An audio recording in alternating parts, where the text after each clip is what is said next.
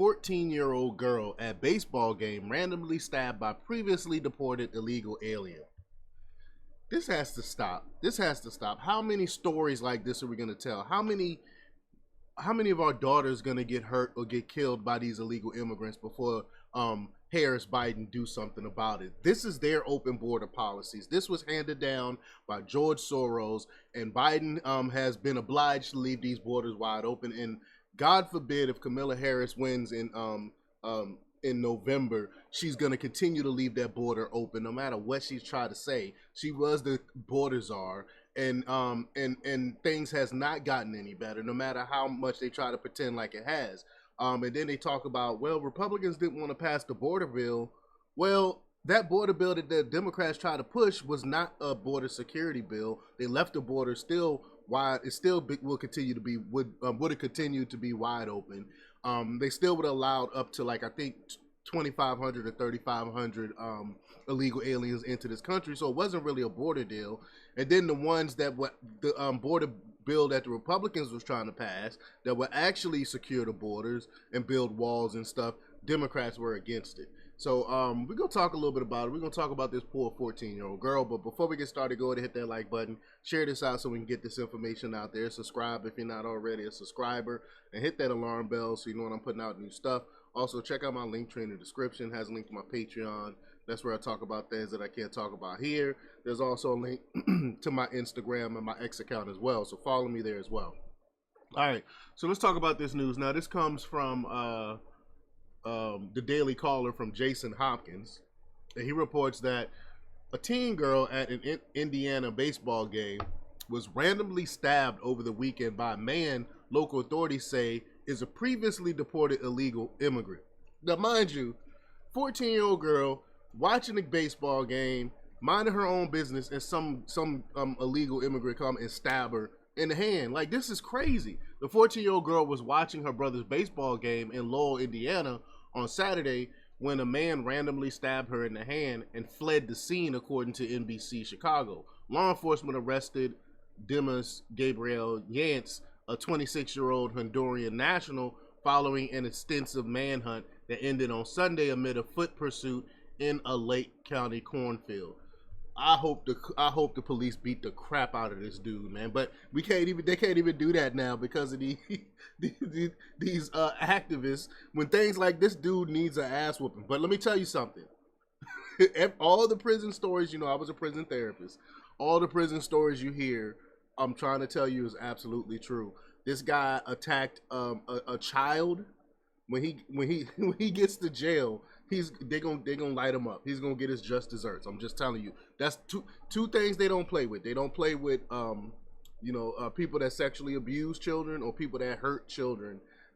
They get it in prison. So you best believe, or prison and jail. But so you best believe he's gonna get it in jail for harming that child.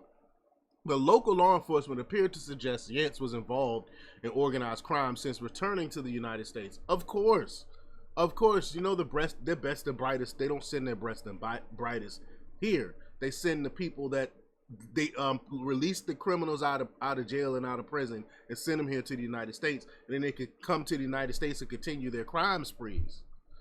Quote, I believe Yance was in the process of cutting his hair to change his appearance just before he was arrested, Sheriff Oscar Martinez Jr. said in a Sunday statement.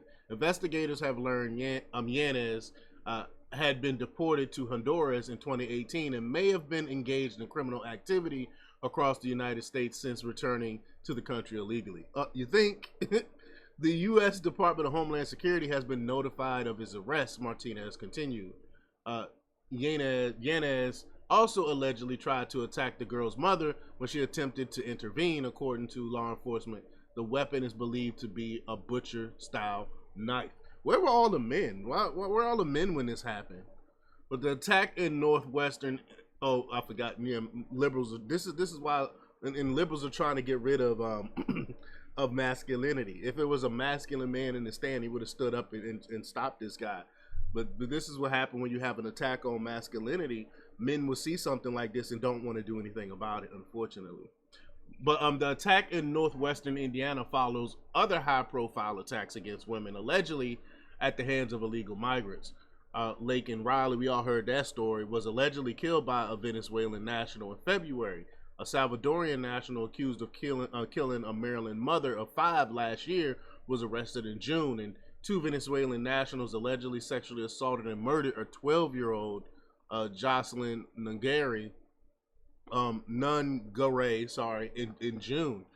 Indiana Attorney General Todd Roca has taken a tough stance against illegal immigration by threatening lawsuits against any jurisdiction in the state that has sanctuary city laws in their books. Quote, we want to be patriots to the United States, who will add value to our country and want to live their lives under the values this country was founded upon, Rokita said in May's statement. The first way they can show this is by following our laws, and I 1000% agree with that. How do you expect to be a law-abiding citizen and produce in this country when you can't even come to this country the right way? But those who do not follow our laws by entering our country legally should not be allowed to stay, he continued. I 1000% agree with that as well. Immigration and Customs Enforcement, ICE, was not able to immediately respond to a request for comment from the Daily Caller News Foundation. They probably would never get a response from ICE because we all know who runs ICE, Biden and Harris. And again, I don't think it's going to get any better until we get these people out of office. But y'all let me know what y'all think about this. Leave your comments down below. Like, share, and subscribe. And check out jjthepsychotherapist.com for the latest in news. Until next time, peace.